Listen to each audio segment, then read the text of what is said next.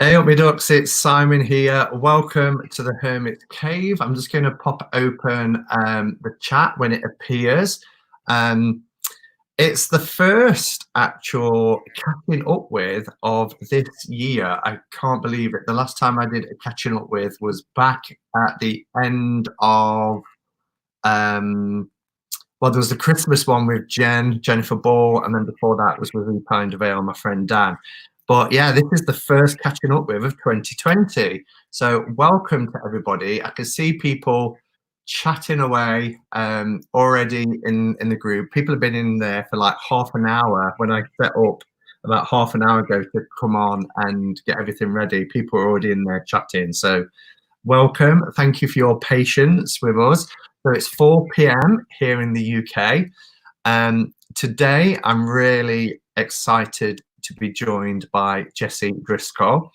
Jessie is somebody I've chatted to and had communication with for quite some time now, but it's a very exciting time for Jessie because she's just launched her tarot, which is currently, the project is active on Kickstarter. All the information is in the blurb below, so do check it out, or if you're watching this back, go to the information below. So I hope everybody's got a cuppa so we can have a lovely chat with Jessie. I've got a hazelnut coffee, which is one of the not guilty nutty hazelnut coffees, which are really, really, really nice and good if you're trying to watch what calorie intake you're doing, like I am. So let's go over to Woodstock in New York and welcome Jessie Driscoll. Hi, Jessie. Hi everybody. Hi, Simon. It's really good to see you, and thank you for agreeing to come on to my channel and have a chat with us. Thank you for having me. It's exciting. I've watched so many of them. Now here you are, part of it.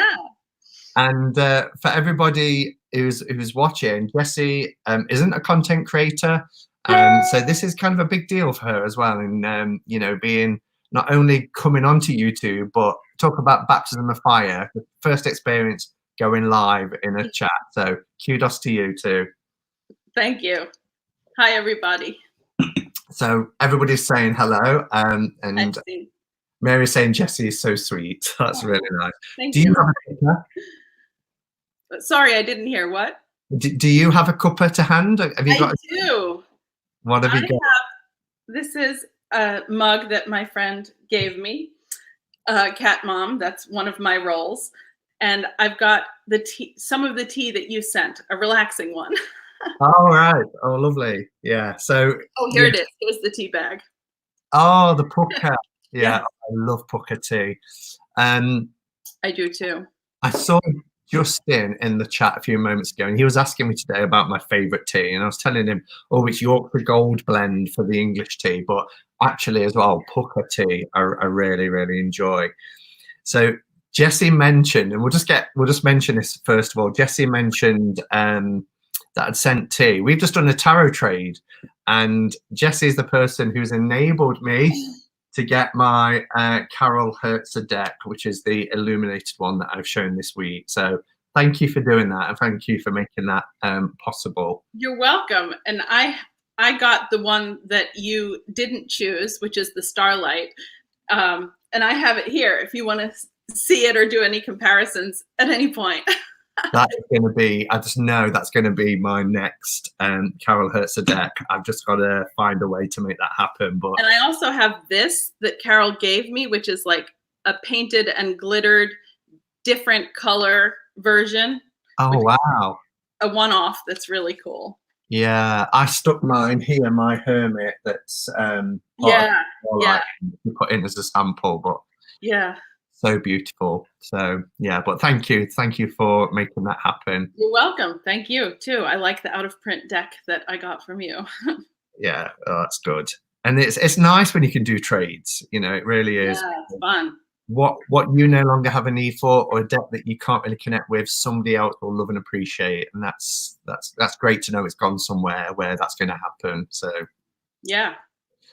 Okay, so just before we start, as always, because it's been a couple of months since I've done an interview, do please put your comments in, and I'll probably pop a little reminder up here. But please put your comments or questions for Jessie in capitals, because through StreamYard, even if you do the @ it doesn't highlight. So the only way I can see them is if you put it in capitals for me.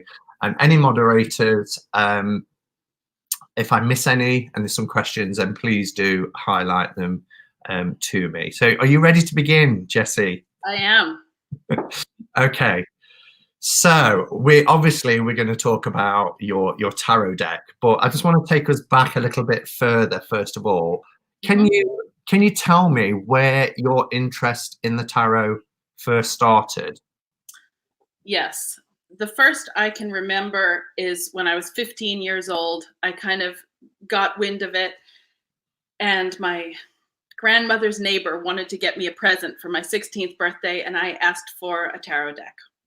So I received a yellow box Rider-Waite-Smith, and at the time I just didn't connect with it, and it became just something I didn't use. And then over the course of growing up, I sort of here and there would come across a deck and get it. And I remember in my 20s, early 20s, I think I was looking at the Mythic tarot deck with a book for a while. And it kind of went. I grew up without religion. I was raised without a religious practice, except with my grandmother. All of my ancestors were Jewish, but my parents were not religious at all. And when I became an adult, I kind of longed for some kind of practice. And I explored religion a little bit, and it was not a good fit for me. So I grew up Jewish, atheist, basically. And I met my husband when I was 26. He grew up Catholic, but he was not practicing as an adult. When we had kids, we explored various religious possibilities, and we just sort of didn't commit to one. But the kids have been exposed to things, and they can choose what resonates for them as they get older. I continued to crave some kind of practice, and I sort of have this hodgepodge put together spirituality that has just kind of grown over time. And I don't remember the deck that started the current obsession for me, but it was within the last couple of years. I saw an indie deck, and it just, I'm an artist in various areas. And I don't paint or draw, but I create things. And I really appreciate it. And then when there was one, there was another, and then, 20 more, and so on. And I read about it, and I started watching YouTube videos about it, and I just got more and more interested. So I think that answers that question. Yeah, absolutely. And thank you. So growing up, now you're in Woodstock, Yes. in New York. Have you lived your entire life in Woodstock? I grew up here. I was born living here. I grew up here. Then I lived in Nashville, Tennessee for 6 years. And then I came back here. Okay. So, and again, this is just my observation or what I've been led to believe thousands of miles away across the pond. But I would imagine, and correct me if I'm wrong, Jessie, that Woodstock is quite alternative. It always seems, it's got that history of obviously Woodstock in 1969, the concert, there's lots of history around the hippie movement and things like that. And it seems to be a place that has a lot of artists and things like that. People living there are gravitated to that area. So can you just tell us a little bit about what life was like growing up in Woodstock and the influences of art and things on your life? Yes. Before the whole hippie movement, like a very long time, many years before, it was known as an artist colony, and there was an active art community here, all sorts of artists, and that is definitely a big part of the town. My father, who died 2.5 years ago, was very much involved in the local art community. He was an assemblage artist and a curator. But I didn't really do the art show thing because my art is jewelry and fiber art, but I didn't do any art shows or anything. But it is a very active community for that sort of thing. But growing up here, I didn't really know any different. And I think it is a very liberal place, an artistic place, but it's also, a small town in all the ways that small towns are. Mm. And we mentioned, didn't we, the Deck by Carol Hertzer, and that was an amazing coincidence as well. Amazing. You both live in this very small town. I think you said just 1 mile from each other. It is so bizarre. We were figuring out shipping, and I told her my address, and she wrote back with lots of question marks and exclamation points because seriously, less than a mile, really close by. Yeah, but you had no idea. I had no idea. No. But then you've been to her house, and since chatting to her, you realise you each know people. And yeah, I knew her sons growing up, and my father was friends with her ex-partner, and lots of connections. It's in the small town. It's also a thing that I really love about where I live is the physical beauty. It is really, I'm looking out the window here at trees. It's a beautiful, beautiful place physically. Yeah, I've heard it is, and from what I've seen of it, it certainly looks like a really magical place. So yeah, very fortunate that you get to live in such a nice area. So just before we talk about the tarot deck, I mean, I obviously, you've sent me things. I've got some of your jewelry and things like that. So do you want to tell us a little bit about your other lines of business and things that you do? Because I know you've got an Etsy shop and you do jewelry and things like that. Do you want to talk to us a little bit about that? Yeah, sure. So the business that supports our family is called Made from Coins. It's a jewelry company. We have 2 different lines in it. One is simple pieces that my husband and I both make. We sand where we just drill, dome, and polish and put them together. And then there started with that we're still doing, which is done by me, and I sand off one side, change it into something totally different, and then leave the coin on the back. I have an example here. I brought the skulls, of course, because they're added rewards on my campaign. But so here's a silver skull, and then you can see the coin on the back. And I'm going backwards because I'm not seeing it in mirror image. That's funny. And the year looks like the teeth, which worked out nicely for this. So we have tons of different designs, animals and typical symbols and all kinds of things. And my husband does a lot of shows. I have a funny story about how he joined the business, so I was 26 when I met him, and he had a corporate career. And 2 months into dating, I was doing a show by myself at Rockefeller Center in New York City, and I had a terrible cold, and he came in to see me. It was his first time coming to see me at a show.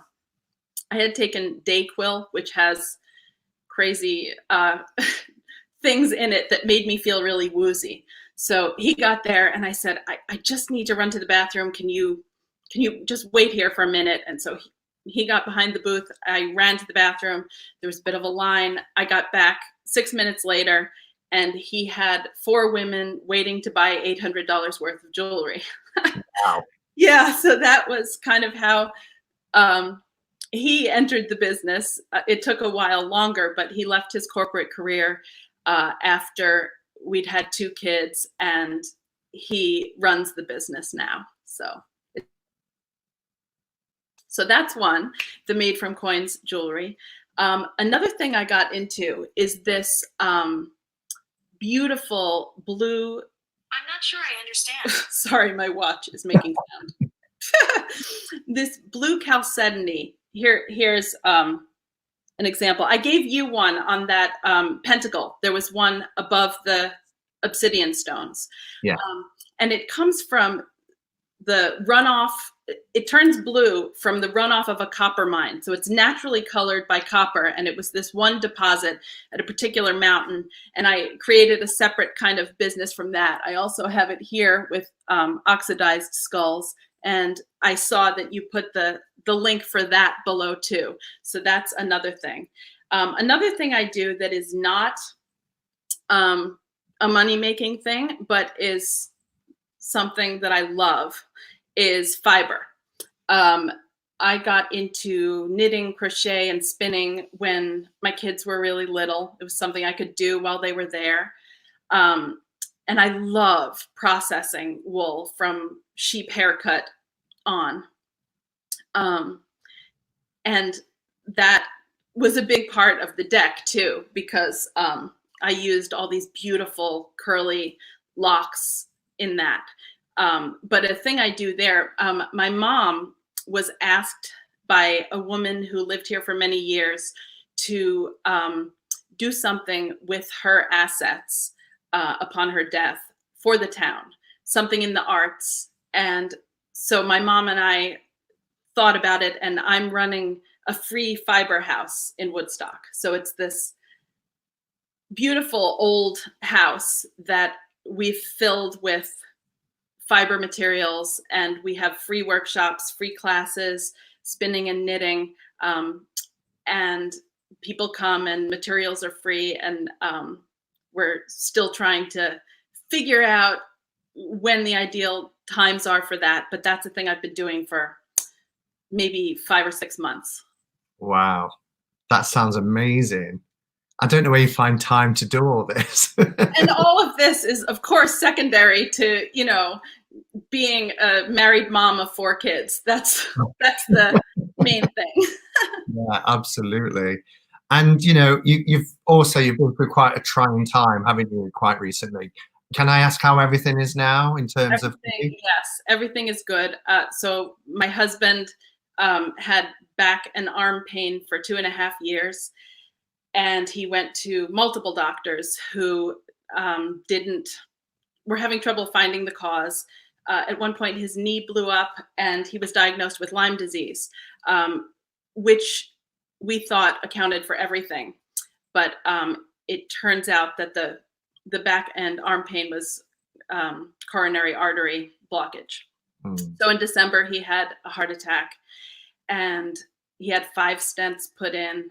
And then in January, as he was recovering, he had 4 strokes, small strokes, but not many strokes.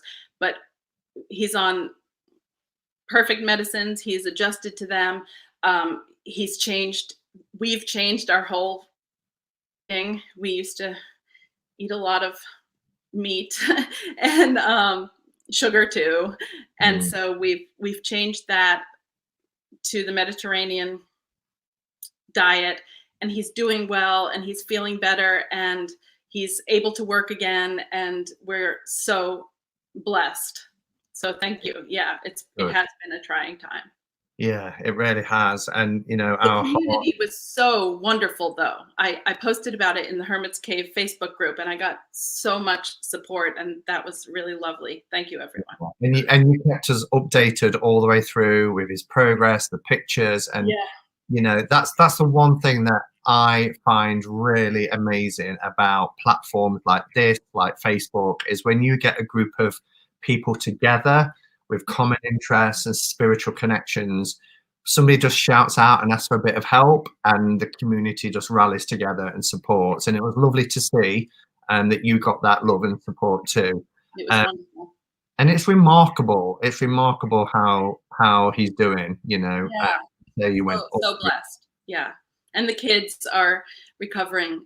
The youngest will be 8 this week, Wow. and he's kind of had the hardest time coming back, feeling safe, but it's happening. Excuse Good. me. He's feeling a lot better too. So we're good. We're happy. Brilliant. That's Yeah. good to hear. So yeah, okay. So all that, 4 children, illnesses to come over the last few months, all these businesses and projects that you're doing. It's amazing. But on top of that, you've launched a Kickstarter campaign for a tarot deck. I have. Yes. So what was the inspiration behind not only the Crystal Skull Tarot, but creating a tarot deck of your own? Right. I have been into minerals my entire life. My grandparents and my parents were rock hounds. There were always crystals in our house. And the mineralogy of that was what my father was really into. And as I would find fun stuff where when I was a teenager and young adult, I'd be drawn to a mineral. I'd pick it up and I'd think, oh, let me look up the properties of this. And I'd look them up and it would be perfect for something I had going on. And I just loved the synchronicity of that.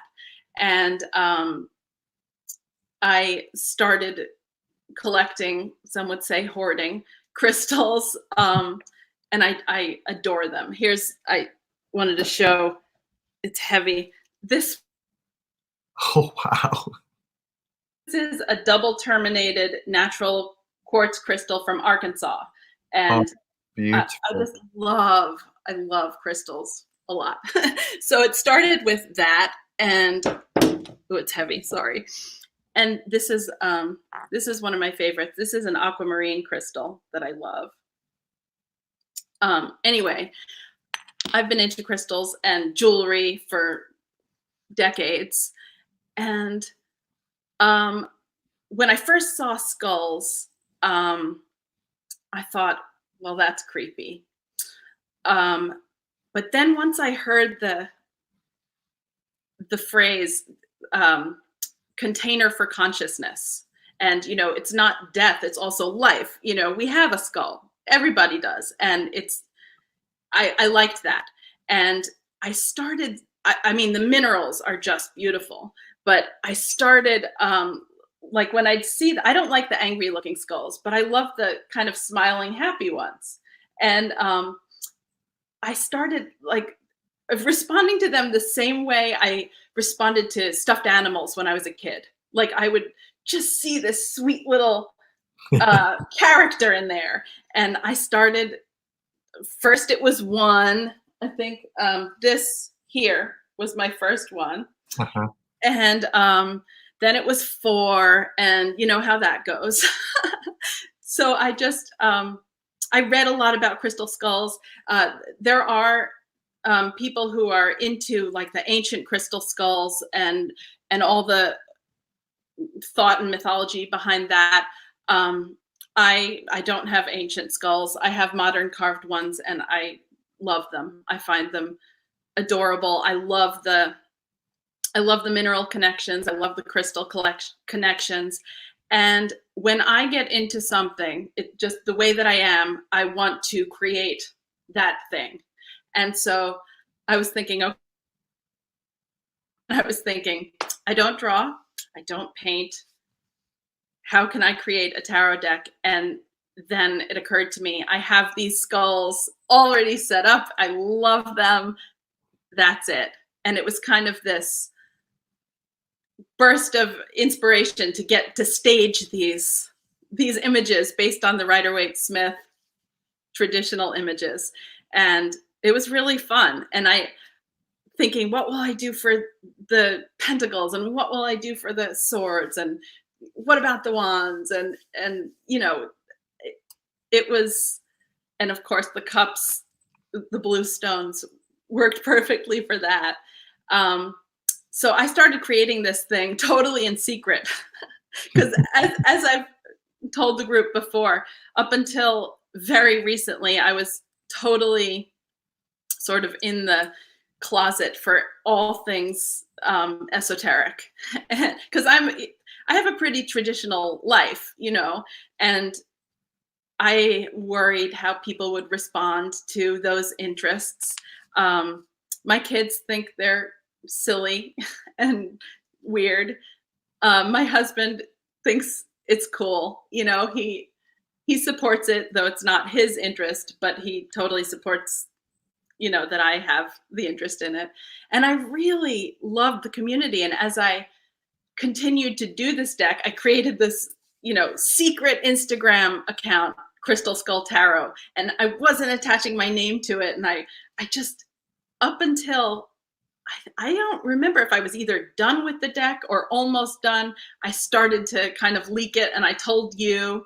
And now I've outed myself to everyone. And how was that process of coming out of the tarot closet? Because I do remember you reaching out to me. I do remember you saying, I've got a bit of a secret to share. Nobody knows about this, but I'm launching a tarot deck. And I was like, what? Yeah, it came out of nowhere because I had been hiding it. Yeah, but how has it been received? Well, it really coincides with meeting Rachel, and because Rachel lives 25 minutes from me, and so just when you say Rachel, we're talking of Rachel Pollack. Yes. So I somehow, when I got into tarot sort of obsessively in the last couple of years, I got on the mailing list for events, and there's this event that Rachel and Zoe, her manager and best friend, housemate, do together at their house called Tarot and Crafts. And the first time I wanted to go was the day of my son's birthday party. Oh, so it's a year ago now. And because his birthday is this week. And then the next one I was able to go. And it's a very, you know, you have to sign up immediately. You have to be there when the email comes in because it's limited to 7 participants other than Rachel and Zoe. So I got in and I was so excited, and I went, and I had such a good time. The conversations with these people are just substantial and lovely and supportive. And Rachel obviously is so knowledgeable. And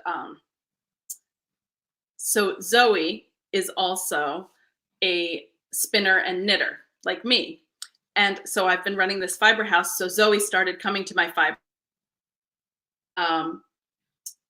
That was how we would have these little conversations in front of the spinners and knitters and start to mention little tarot things. And Rachel would come too, and either work on beading. She makes these really cool tarot related beaded necklaces that each one has a theme.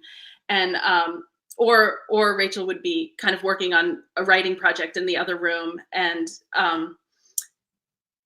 one day, Rachel and Zoe's driveway was icy on the day of Tarot and Crafts. And so Zoe texted me and said, oh, can you call?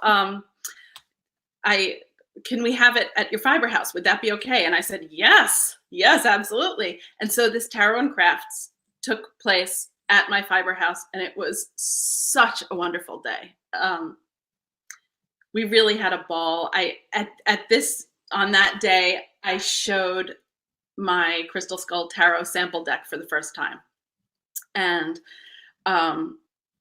Rachel loved it, and we did a reading with it, and it was just lovely. And then we went out for dinner after in this Chinese restaurant that I've been going to since I was a kid. It's right across the stream from my parents' house where I grew up. It was just so much fun. And so I started thinking, maybe I can sort of open up this house to do other things that are not just fiber. And I still want to do that, though I haven't gotten tons of response yet. So as for how it has been coming out to people I know, people who know my kids, that kind of stuff, quite honestly, it's been mostly crickets. Mostly I'll do a post and like almost no response. So, you know, I don't know if they're thinking, if they're not noticing, if they're thinking nothing, or if they're thinking, oh boy, I don't want to go anywhere near that. But you know what? It's something I love, and so be it. Yeah. And just to say, Zoe is here. She's in the chat. Yes, yes. Hi, Zoe. Hi, Zoe. Good to see you. I was texting with Zoe right before, and I showed her a camera angle. I said, is this a good camera angle? She said, yeah, good. You're good to go. Yeah. Cool. So the Kickstarter campaign is live. It's been up, is it since the 1st? So a week? Yes. And how's it going? Well, of course, I had the fantasy of, you know, launching it at midnight and then waking up to 100% funding, and that didn't happen. It's actually, the first day was really lovely, and it has been stalled at 40% for several days. Rachel is the keynote speaker at Northwest Tarot Symposium this weekend, and I know she's been mentioning it, and we're talking about it here. I'm really hoping, if anyone has any questions about it, about why I chose certain skulls, anything like that, I can answer those questions. I really would love to get this project off the ground. Rachel's gung-ho about it too, about writing it, which is wonderful. And I've sent her my notes of why I chose certain stones and what my thinking was. And she can, of course, turn that into beautiful meanings, you know, for anyone to access. So here's what we're going to do then. So and there's been updates put into the Hermit's Cave of Rachel at the new giving her speech, and I know she's mentioned the tarot there. People have already started putting in that they've just backed the deck. Oh yeah. Thank you, everybody. That makes me happy. Do check out my walkthrough. Jessie was very gracious and sent me a prototype deck.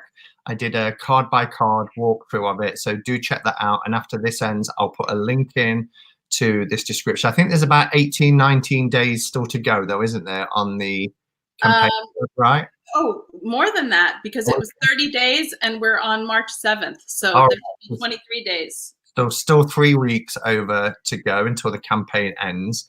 Oh, and people on I'm sorry, I cut you off, but people on Kickstarter who are fully funded now, like the Infernal Tarot, which is so cool, you know, based on the 200-year-old deck. He's lovely. His success is deserved. And he's been sending out updates about my deck, which is so beautiful. And Joseph Stretch from Stretch Tarot in Lenormand has also been doing that. I really appreciate that. Chris Ann said she backed the deck and she's going to share that on Instagram, which is wonderful. You've been utterly helpful. So thank you. And please continue. I haven't got around to it yet, but I'm still backing it because I want the finished product as well. So I will be backing it. Joe Stretch is a great guy. I've communicated with him many times, and there's so many people behind this project. I've got so many questions, and I've seen ones that have popped up. But first, how did going from that and meeting Zoe and meeting Rachel, how did Rachel get to be involved in? I remember you contacted me saying Rachel's agreed to write a foreword for the book, and now Rachel's writing the book. Funny, that day. I had told you that because the package was on its way to you and I knew you would be filming when you got it. That day I went over to Rachel and Zoe's and had lunch there. And that was when we decided to do that. We decided that she would write the book. She loved the deck. She had insights about it that I really liked, and ideas of how to focus certain cards. And we just worked it out that day. And then I got home and I wrote to you. I was excited. And then it must have been just hours later you got the package and were able to say that on the video. So I was very excited about that also. I've spent a lot of time with Rachel and Zoe at various groups and get-togethers since then. And yeah, it's a lovely thing for me. I've also met 3 people in person from the Hermit's Cave Facebook group, Tara Musillo, Charisse Powers, and Donna Riedler. So that's nice. Wow. Donna has come to my fiber group, and I taught her to spin, not knowing she hadn't done it before at first. And I hope she enjoyed it. But then we started talking about tarot, and that was great. And I got together with Charisse Powers in the town where I was going to see Rachel after that. Yeah, I would love to make more of a community in my fiber house and turn it into a fiber and other house. Okay, so let's talk about, because what I loved about your tarot deck was they almost appear, and I don't know how you did it, but they almost appear to be like 3D images. The Yeah. stories in particular just seem to be almost like when you look at the card on top of the card. It's incredible how you've created that effect. Any special equipment, or how did you photograph these scenes that you created? I used my iPhone in natural light in the room where I am right now. In fact, here's the tatted tablecloth that is the background. Oh, that's lovely. And here's some fiber.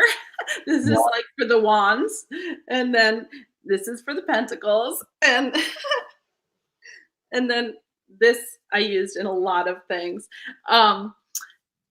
And I have a table, and I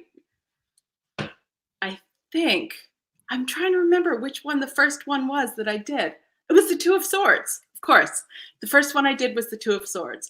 And then when I had done only that one, I then later got funded on Kickstarter. And so now I have my Two of Swords in a printed deck, a published deck.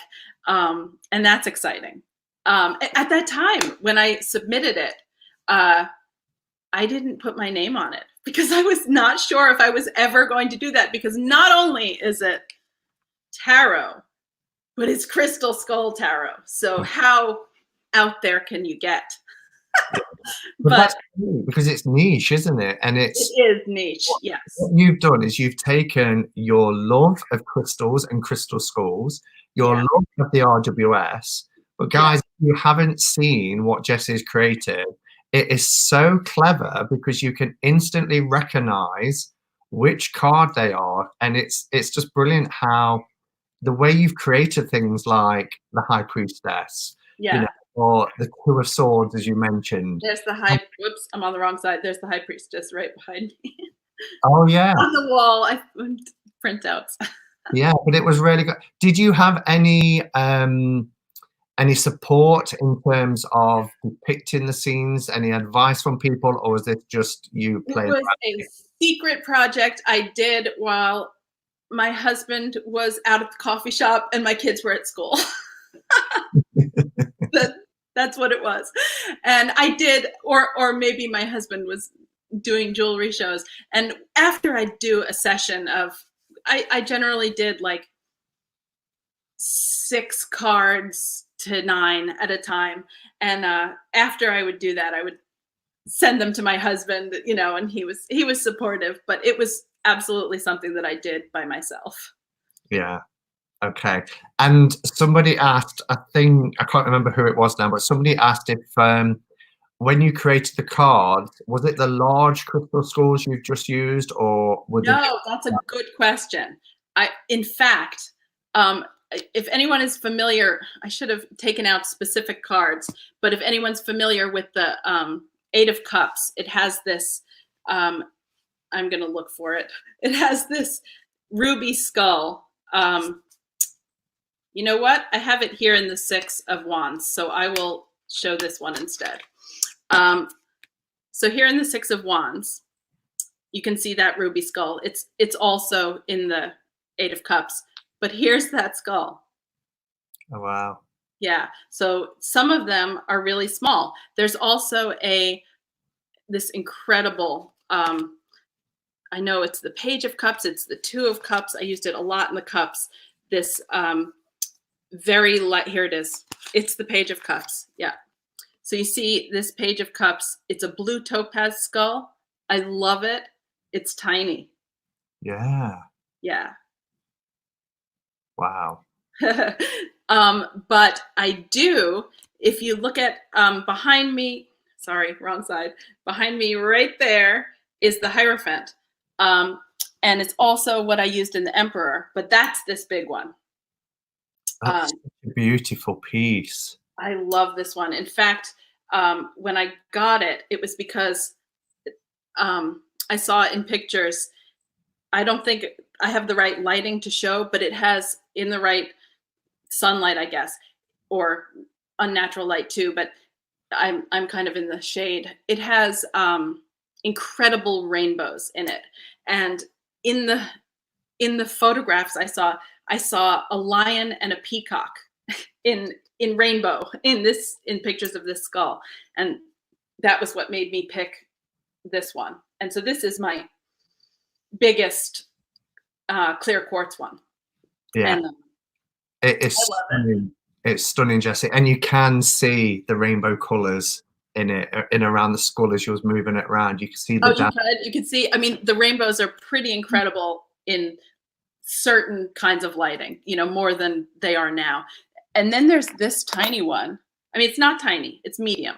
But this one was, I'm backwards. This one was the Hanged Man. Like I had it like this and light hit it, if you can just get light going through it. And I did that in that card. And then something like this was the Knight of Pentacles. This is a fluorite skull, which has beautiful transparency. And then in the Strength card, I used this white jade skull with this unicorn. And I actually did have Tiger Eye Wolf, and I thought about using that because that was more like a lion. But I did too, and I actually posted them on Instagram. This is when I was still in the closet that it was me. And I asked for people's preference, and people liked the unicorn better. So that was the one that stuck. And so this one here, here, let me get it. This one has this incredible roadmap on her face naturally. This is such a cool mineral. Robert Simmons, who wrote one of the books that is considered the Bible of crystal healing stuff, found a deposit of this stone and trademarked the name Azumar for it. And then there were other deposits found, and it's quartz based, and it has kaolinite in it and trace minerals, probably copper, that bring out this blue, and it also has other colors. But the world started falsely marketing this stone as Amazonite, but Amazonite is actually a feldspar, not a quartz, so it's inexpensive as a mineral, and I love it, and I used a lot of it in Crystal Skull Tarot. Like if you look, I'm on the wrong side. If you look at the Moon card, that's a grid of 16 quartz crystals with this mineral skulls around it. Yeah, beautiful. And it's just incredible how, like I say, how the scenes are depicted. I love, in particular, the night cards. You know, Thank you. you can actually see the action in them. Yeah. Position things. It's And I really, used the red wool to kind of put the fire in the knights, you know, put the action in the knights, and also riding the unicorns. yeah. And we had a question about whether it's from Rose's Enchanted Realm. She says, do the crystal skulls have names? Do you give them names? That is a good question. I do not. I call the clear one I showed you, I call it the lion and the peacock skull, but they don't have first names. I just saw my friend Mercedes. Hi, Mercedes. She's in my fiber group in my town, and she's delightful. Nice to see you. That's cool. Yeah, it's great. Well, I was going to ask just a question just before we move on from the tarot deck then. So any plans for, and I suppose it depends how this goes, but any plans for another deck or a crystal skull oracle or anything like that? And while you're answering, I'm just going to pull the blind because I'm getting a little bit, all right, a bit blinded. Well, that is a good question, and it really is an if, isn't it? I really want this deck to get funded. If you're on the fence, I hope you will take the leap and help me do this, because I've put myself out there and I love it, and people who see it have loved it, and I really hope a lot of people will have it. So there's my plea. Yeah. And if it works, then sure, there's the possibility of more. An oracle is a wonderful idea, actually. I hadn't thought of it yet. So I'll credit you with the idea if I do it. I mean, you know, it's always up to individuals what their tastes are and what they back. But this has been a real community project as well. You know, you've taken people along with you. You've shared images on Instagram. You've asked for feedback about certain cards. So I really hope that the online tarot community get behind you and bring this deck into that they manifest it by supporting you and this campaign. That would be really, really wonderful. Thank you. And the quality of it is great as well. You know, I love the quality of the cardstock you've used and everything like that. So, well, I wanted to talk about that actually, because the cardstock that I love, that I'm going with for the final deck, is the same as the Way of the Panda Tarot by Kim, and I love this deck. It's 350 GSM. It's got this incredible smooth matte finish that is totally riffle shuffleable.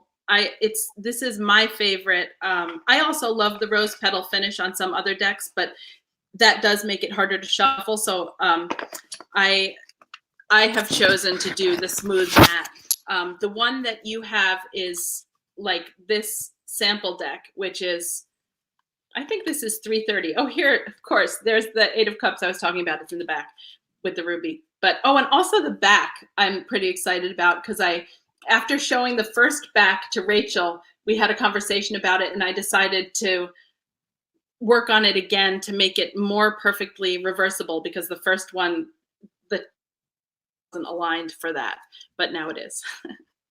Yeah, brilliant. So what you're getting is a niche deck that, you know, is quite unique, a crystal skull tarot. You've heard Jessie talk about the inspiration behind it. You're also going to get a book that is written by Rachel Pollack, which is really, really exciting. And just good luck with that. You know, I've got everything crossed, and I'm sure it will be great. Thank you, and thank you to everyone who's commenting too. Zoe and Mama Squirrel, and I appreciated all the nice things. Yeah, and Jessie's just such a lovely person, so we all want to support lovely people. Jennifer from Mama Squirrel says, Jessie, did you incorporate any of their personalities into cards? For me, yes, I did. But that really comes from, they all have very similar faces because they're carved by the same company. It's a face that I love. For me, it's the mineral. There's definitely crystal healing and crystal magic kind of stuff involved, and color stuff, color healing, color magic. definitely, you know, with the blue of the water suit and all of that. This is another one that kind of helps to answer that question. This is ocean jasper. You can't quite make out the colors, but it's got this orbicular formation. But what's amazing about this is there's some missing there. Like it's not that it broke, it wasn't there. There was some missing. And for me, this stone made a perfect 9 of Swords because I have it in shadow and it's kind of like a nightmare of a missing face, even though it's such a beautiful object. That was my thinking behind that. And the quartz ones are kind of to focus energy and to be powerful. And the red ones are for fire and the green ones are for fertility and growth and pentacles, you know, kind of earthy stuff. And then there's something like this, which is, this is used in the King of Swords. This is the one that was the King of Swords. And I loved it because it's so, you know, it's like a laser of thinking. And, you know, this is a man-made crystal called tetrahertz, I think, tetrahertz. And it's silica based, but it packs a punch. And so this one is one of my absolute favorites. It's a chrysoprase skull. I used a bunch of chrysoprase skulls. So yes, and for me, chrysoprase is gentle and it helps with gentle growth as opposed to fiery growth. And yes, all of those things were part of my choices. And I sent that information to Rachel in my notes about those kinds of thoughts. And she will incorporate that into her write-up of the meanings of the cards. Oh, it's so exciting. It's so exciting. Yeah. You know what I loved about that crystal that you showed with the piece missing that you used for the 9 of Swords? Mm-hmm. That's like an excavated skull, isn't it? You know, like it is, yeah. It's quite rare to get every bone and everything intact anyway. So it's almost like this skull has just been dug up from the earth and it's, you know, it's got pieces missing. It might have been through a battle or a war or something like that. Yeah. Glorious in its imperfection. Yes. I see that my friend Amanda asked a question. She's an old friend of mine from when I lived in Nashville. Do you feel more passion toward your connection to minerals or skulls? That is a really good question. And the connection to minerals is much longer. There was a time, maybe 2 years ago, when skulls were my thing. Totally. It was, you know, before I got into tarot as my thing. I tend to do that. The skulls were something I was really into. I read all the books about them. But I think the connection to minerals is longer lasting in me, and it's kind of a lifelong thing. So I would say that one is stronger. Yeah. Wow. Tammy Pie is asking, do you get the majority of your skulls from the same artist? I do. I have several from different artists, but I got these from Skullless. And they have something like 1 million followers or something on Instagram. Share my deck, and they said no. Really? Yes, and I bought so many skulls from them. I was sort of not happy, but wow. They are beautiful skulls. Yeah, they are. Yeah, you have to appreciate that. I've only got a couple of skulls. I've got which is my Stonehenge skull, which is Presley Bluestone. Yeah, neat. Which is really nice. Yeah. Mine is called Boris. I just call all my skulls. Boris, I know, that's so cute. I remember the first time I saw you talking about a crystal skull, and I was like, oh, I could tell him about my deck. Yes. Yeah. They're just very small pieces, but that piece that you showed, which was the quartz one with the rainbow colors, it's got to be one of the most beautiful crystal skulls I think I've ever seen. So I love it. I can only dream of owning one like that one day. But yeah. Do you? Yeah. So I think we've caught up on questions from everybody in the community. So I'm going to flip back to mine. Okay. I'm just going to ask a few more general questions. So tarot obviously is a part of your practice, and you talked about kind of your journey with the tarot from the yellow box as a 16-year-old and things like that. How do you tend to work with tarot now? Do you work with tarot as a tool for divination, as a tool for introspection or meditation, or all three? I consult the tarot multiple times a day for myself. For me, it is, you used a word I liked. It was the one after divination. What did you say? Introspection? Yes, it's for introspection. And I really feel like when I draw the cards, the story that I tell based on what I know is what makes me think. And that is how I use the tarot. I have not done readings for anyone I didn't know. I did one sort of elaborate reading for my friend Christina, who gave me this mug. But I really found that everything I said and the way I processed the cards was the same as the advice I would have given her if I hadn't used cards. So, you know, tarot inspires me creatively. I love all the concepts. I think it's an absolutely beautiful psychological tool. I love it for intuition. I'm really impressed by people who can read cold for other people. I don't suppose that's something I will ever do. But for me, they're sort of creative prompts. They're emotional prompts. They're introspective prompts. And that's what I love them for. And I love the images and the art. Yeah, and it's everything, isn't it? It's a beautiful mandala, it's a storybook, it's all of human experience laid out in 78 cards. I love that.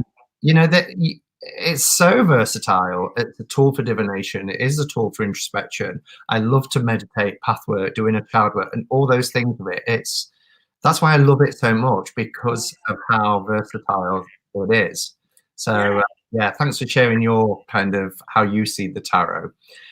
Donna from the Dark Oracle. Yeah.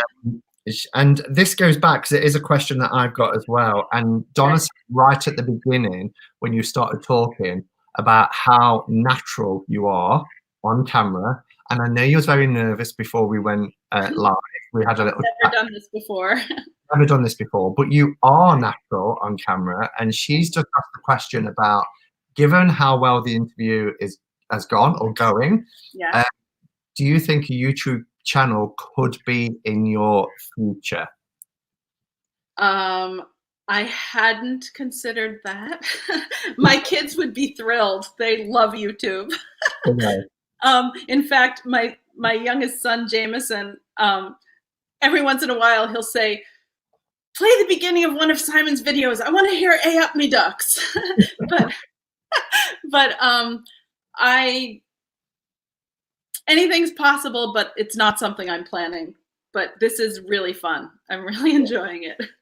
And and I'm at risk of repeating myself every time I do an interview.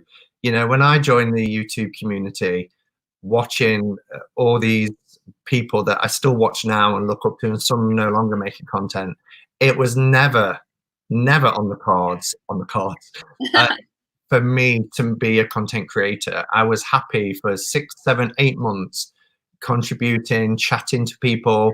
People knew me by name, but not by a channel name. I was just Simon. And lots of people said to me, you know, will you do a channel? And I was like, no. But so never.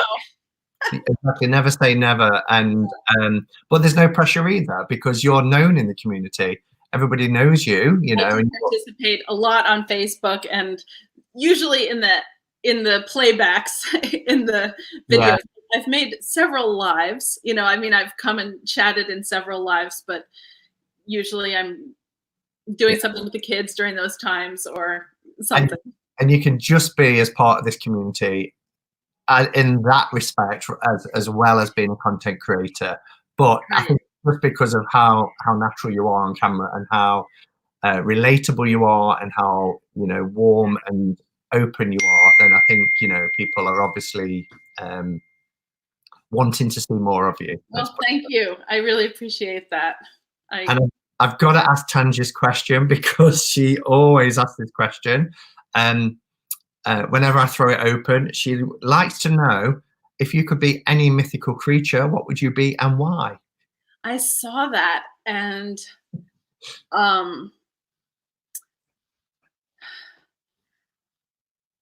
I don't have an answer. I'm sorry. I'll be this unicorn, but really some kind of cat creature probably, because You have two cats? I have 2 cats that are 21 years old. It's remarkable. They are such delightful members of our family. I was 22 when I got them, and I'm 43 now. And they've raised all the kids with us, and they just didn't get the memo that lifespan is shorter than that. So yes, I am definitely a cat person, but that's not mythical, is it? That's real. Well, sorry, I don't have a better answer for that. I'm a mythical cat creature. Sola and Luna, my friend Amanda named those are, she said the names of my cats, yes. Sola and Luna. Lovely. And maybe I should perhaps, in my kind of spiel before I go live with people, perhaps I should put it in there as a bit of a caveat saying, just so you're aware, Tangi, if she's there, she's going to ask. I should have thought of that ahead of time, yeah. Yeah, because it always comes up. But it's a great question, so thank you, Tangi. It is a great question. Sorry. Yeah, that's all right. So what does your tarot collection look like? Aside from the one you're creating, do you have a particular preferred system of tarot? Marseille, Rider-Waite. I think it's going to be Rider-Waite from what you're saying. Yeah, it's Rider-Waite, and I love indie decks. I've backed 51 projects on Kickstarter myself. Wow. And I guess that makes me a super backer. I love Kickstarter. I love to back other people, and I'm sort of a cardstock snob. Oh, yeah. And if a deck has a smooth matte finish, that's a big plus for me. But I try lots and lots of different decks. I have quite a few. Is there a particular genre you tend to go for in terms, or is it as long as it's kind of an RWS style deck, or do you like Dolphin Creek? I'm not into, it's interesting. I'm not really into like mythical sort of things in terms of tarot decks myself. Like, skulls are obviously mythical in some way, but highly stylized, highly digital doesn't usually do it for me, although I do love things that combine art and digital, or photography and digital. But if it's all digital art, I like that less. But that's not necessarily true, because one of my, you're going to ask me later about my favorite, so I shouldn't answer that now. That's okay. Jennifer's asked, Jessie, do you anticipate using the Scully energy from your awesome deck in healing work or meditation? That I set up, and I actually posted it in the Hermit's Cave Facebook group. I set up a beautiful spell with this one, and green small skulls all around it, and a green candle. And so yes, I do love to do positive rituals. This was a ritual for hopeful success of the Kickstarter campaign, and I lit the green candle, and I actually put, a $10 bill under the skull to kind of magnify that. I just love being around them. I love looking at them. I love handling them. I love living with them. Hope that's an adequate answer. It's a perfect answer. Thank you. So spirituality, I just want to touch on. So you talked right at the beginning about you was raised without religion. and you had lots of exposure to alternative lifestyles where you live. Do you define yourself spiritually now? Do you follow a particular spiritual belief or path, or I do not. I have read about all sorts of them. I incorporate whatever resonates for me. And I love the idea of reincarnation and souls choosing to incarnate together in each life. I love that. I love thinking about that. I honestly don't know if I believe it or not, but I don't think that matters because no?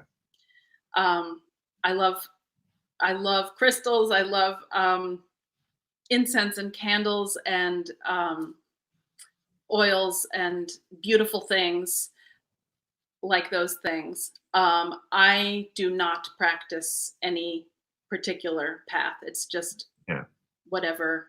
Yeah. Whatever. And you've just spoke about rituals. So it's about.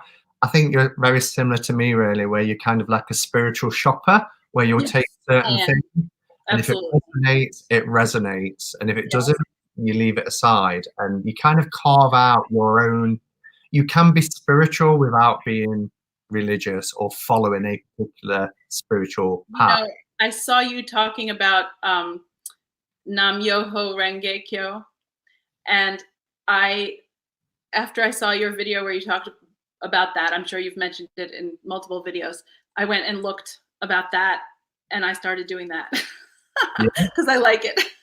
Yeah, but and again, it's not a religion, and any sound vibration, it's meditation, it's centering yourself, it's grounding.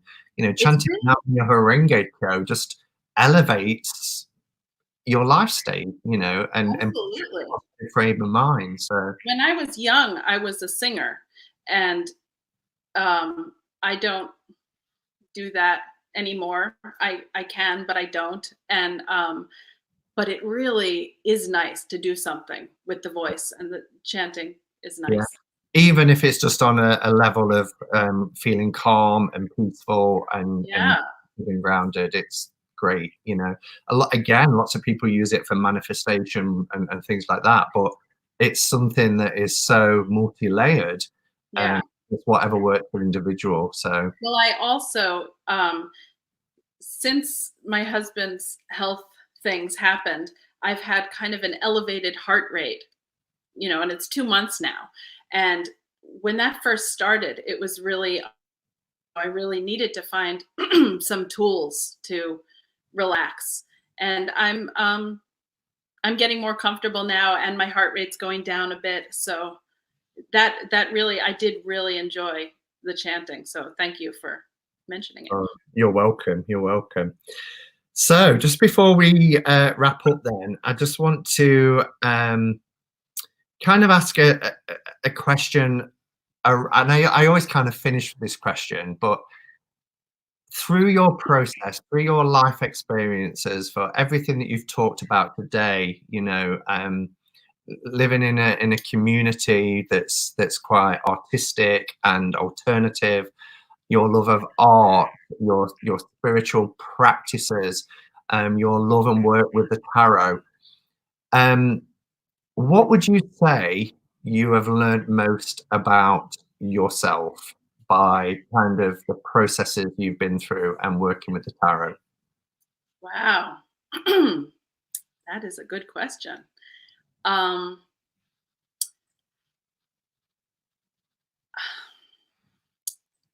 going to get to that backwards by talking about kind of finding myself in general. I kind of always knew from the time I was a child that I wanted to have a family. I wanted to be married and have children. And I kind of always knew that sort of my 30s would be the time that I would feel most myself. And it really did manifest that way. I manifested that. it that way because it was really important to me. And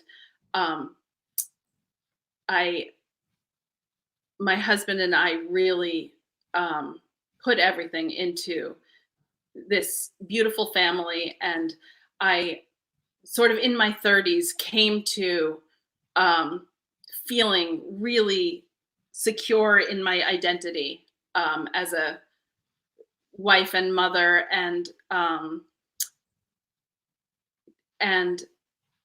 the other stuff, really self-care. I think that's all of this has been self-care. The crystals, the candles and incense, and creating things make me feel supported in the everyday logistical things. And there's also, you know, the main identity of, you know, being a mom and wife. So for me, I think I'm secure in who I am as a person. I have strong values, and I just let myself have the gift of things that inspire me. And tarot has been that. It really has. It just like, it makes me smile. It gives me joy. It makes me think. I have so many new people that I communicate with, and not even new at this point. We've been communicating for well over a year, and the community is just a lovely, lovely thing. So I felt brave enough to put my name on this thing and say to people who only know me as, you know, somebody who they see at school functions, yeah, this is part of me too, and here it is. And so do I feel whole? Amanda's asking me. Yes, I do. Dan's heart attack was really, really unnerving for us. And since he's feeling better, I feel right now extremely grateful that he's okay, that our family's okay, that I have the space to do this creative project. So yes, I feel good about all of it, especially if it gets funded. Yeah. Oh, wow. I've actually kind of got a little goose Oh, pimple. really? I think that was just so beautifully articulated. And Thank you. yeah, it's literally made me go all goose pimply, especially when Amanda asks if you feel whole, because what is life if we don't feel whole and we don't feel complete, and Yeah. we feel instead something's lacking? So, you know, as I said at the beginning, you are such an inspiration to me, and I'm sure to many people, Thank you. how you do so much that you do and how you've got through the last 6 months. It's just been so inspiring. And this is up there with, you know, I interview a lot of people, and every single one's a wonderful experience. And this has been a wonderful experience too. Thank you. It is so, so lovely to be talking to you. I remember you saying something recently about sometimes you're shocked when you hear someone's voice and you've only known them kind of in email and print. So what do you think of my speaking voice? Is it unexpected or totally different? No, actually it isn't, you know, and I've seen photographs of you because you've been in the Hermit's Cave Facebook group and you've shared your pictures, and, you know, but yeah, no, I haven't been caught off guard or thought, oh, Jessie sounds different to how I imagined. I don't know. It's just, I suppose I thought you might have had a broader New York accent. Oh, yes. I do not have a New York accent. I speak generic American. Yeah, because I've only been to New York briefly, which was Newark Airport.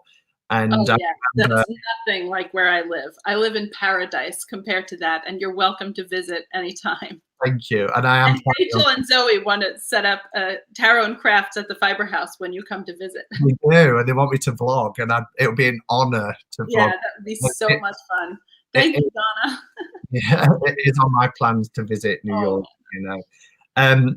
because I only got to the airport. We missed a flight, a connecting flight, so we had to wait a few hours, and we went for coffee. And that's how people were saying it. So I suppose I kind of thought you might have a New York accent. Oh, but wow. Well, I do not. And I kind of have always been put off by that accent. I like your accent, though. All right. Yeah. So it takes a bit of getting used to, I think. And living in the Midlands in the UK, you don't feel that you have an accent. Right. You know, the further north you go, the stronger the accent, and also the further south, and London and Cockney and things like that. But then when you talk to people, they're like, say that again. So I realized that I can. Funny. Yeah. Mindy, come to the Fiber House. Anyone is welcome to come to Woodstock and visit. That would be fun. It's got to happen. I've got to get through Glastonbury and the tarot meetup this year, because that always takes a lot of saving to go to Glastonbury. But once that's done, I'm going to be saving in earnest to get to New York, because it's always been a lifelong dream. So, well, this room where I am right now has a beautiful king-size bed and a master bathroom with a jacuzzi tub and a nice shower, and it's unused because I'm not ready to floor than my kids. To my husband's chagrin, he wants us to live in this great master bedroom, but we don't, and you're welcome to stay here. Oh, thank you so much. Definitely going to happen. All right, so shall we play paper plastic? Yes. Cool. So you'll have seen this anyway. Without thinking about it too much, the first response, just go with it. So, paper or plastic? Paper. Oracle or tarot? Tarot. YouTube or Instagram? YouTube. Peanut butter or jelly? Peanut butter. Yay. Big parties or small gatherings? Small gatherings. Wait or Crowley? Wait. Bath or shower? Bath, but I usually shower. Bordered or borderless? Borderless. Dark and creepy or rainbows and unicorns? All of the above. Yeah, balance. I hear you. Indie or mass produce? I know this. Indie, yes. Tablet or PC? Phone and PC. Save or spend? Spend. Money or free time? Enough money, enough free time. Yeah. Balance. I've got to go with balance. Phone calls or FaceTime?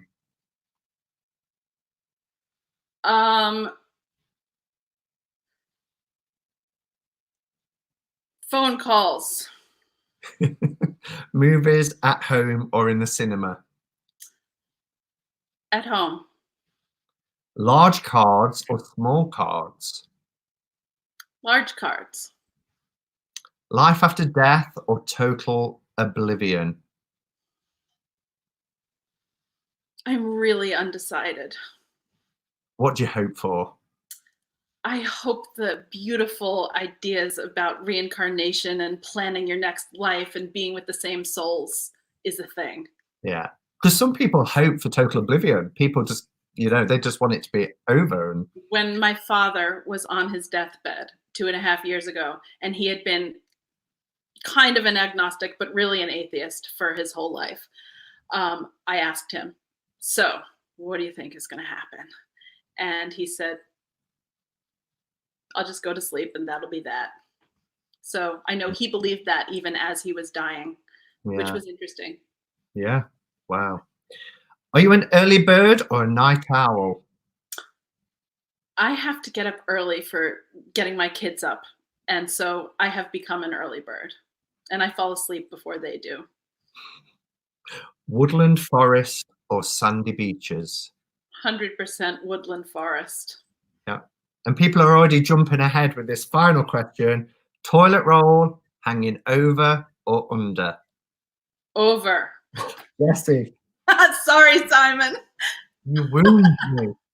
This was going so well. But I use two hands and I separate the toilet paper, and it's easier when it's closer. All right. So to finish then, while I shuffle the deck, I'm going to use my Carol Hertzer in honor of you, who made it possible for me to get it. Do you want to talk about a particular tarot deck at the moment that it's either your latest deck or your favorite deck, or one that's just kind of vying for your attention at the moment? Right now, the Crystal Skull Tarot is pretty much at the center of my tarot reality, but decks that I adore are the Lightseers Tarot and the Way of the Panda. And Chris Ann and Kim are both lovely. They've both become friends of mine, and I love those decks. I also love the Starlight I got from Carol Hertzer, but in terms of Rider-Waite Smith decks specifically, my favorite is Pam's Vintage. Oh yeah. I love this one. I love how it looks old. And so that's my favorite Rider-Waite Smith. But yes, Lightseers, Way of the Panda. I'm fond of Crystal Skull Tarot. I've not seen the Way of the Panda. Do you have that to hand? Yes. You haven't? Oh, you have to. It's so cute. This is the box. This was the Kickstarter edition. There's also an edition that has blue instead of green, the Dream Edition. And there's a big book too, and a little white book. By the way, Rachel will be writing a medium white book that's got thickness, but is the size of the cards, and it'll go in the box. We've talked about length. I'm not sure how many pages, but it'll be substantial. So the Way of the Panda Tarot, let me find one that I really love to show you. I mean, this deck for me is like a hug. Look at this Justice card where he's kicking that one in the face. It's so funny. And the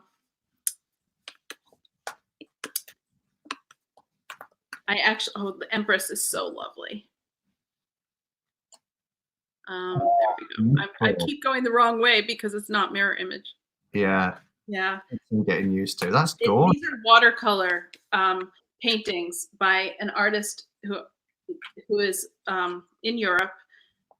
I absolutely love it. The death card is so touching because the one is mourning the other.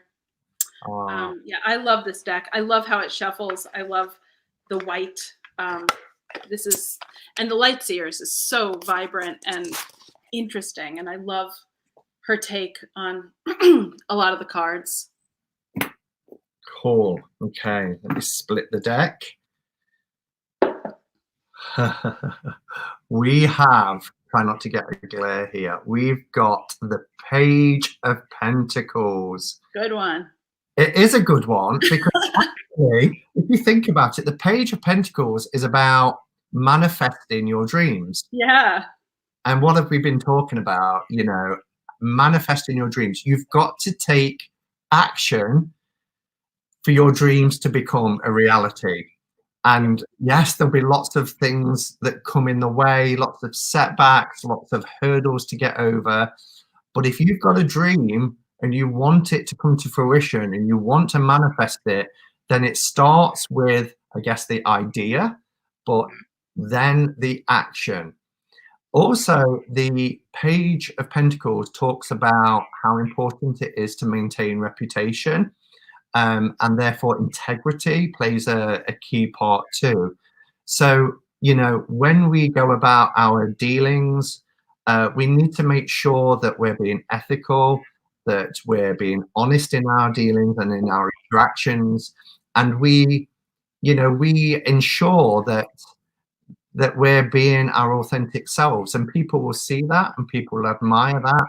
And I think that helps as well as we're going forward to try and achieve what our goals are and what our dreams are. It's such a beautiful card. I know, they're so beautiful. Be honest with yourself in terms of that integrity. Be honest with yourself. And and therefore be honest with others. Be clear what your intentions are. But the main message I think coming out of this today, going forward, is if you want something badly enough, you've got that dream, you've got that vision, then take action. Keep going forward. Keep, slaying those dragons, jumping those hurdles, just like we've heard today with Jessie and everything that's been happening to her. She's got her dream and she's going for it. And guys, if you could do anything to help, then please do. Please support one of our wonderful community members in achieving her dream. And you'll get something too. You'll get a wonderful deck in your hand. And there's jewelry too as added rewards. And also I put in a really neat one that would be so much fun. I put in a dream tarot weekend at my fiber house with lots of tarot activities and meals and lodging included. And that would be so much fun if somebody backed at that level. Wow. Well, there you go. So just remember, guys, everything that you need to know about Jessie and the tarot, the Kickstarter campaign, is all in the information below. But so are things like made from coins and other interests that Jessie's involved in, and her Etsy store and things like that. So thank you to everybody who's been here today. Thank you for your interaction, your questions, your support. It's been great to see so many people. Thank you to the moderators for keeping this a safe space. As always, this channel is what it is because of everybody's support. Somebody asked to show my Carol Hertzer deck, so I'm just sticking it there. There's the world card in the starlight. It's so, so lovely. The colors in this are really magnificent. So I've been really enjoying this since I got it too, which I only got because this whole fun trade thing happened. Oh, and it's gorgeous. It will happen. I will get this down. Oh. So yeah. And then thank you, Jessie. Thank you for being brave enough to come on, because I know it was a big thing for you. And it was, but it was so much fun. It was really a good experience. Good. And who knows what might happen in the future with the channel, but no pressure. And good luck for the rest of your campaign. I'll be watching it. There's still over 3 weeks to go. Yeah. Fingers crossed that this will happen. So, all right, everybody. Thank you for being here. Have a great weekend. And whatever you do, wherever you go, stay safe. And until next time, namaste and blessed be. Bye, everyone.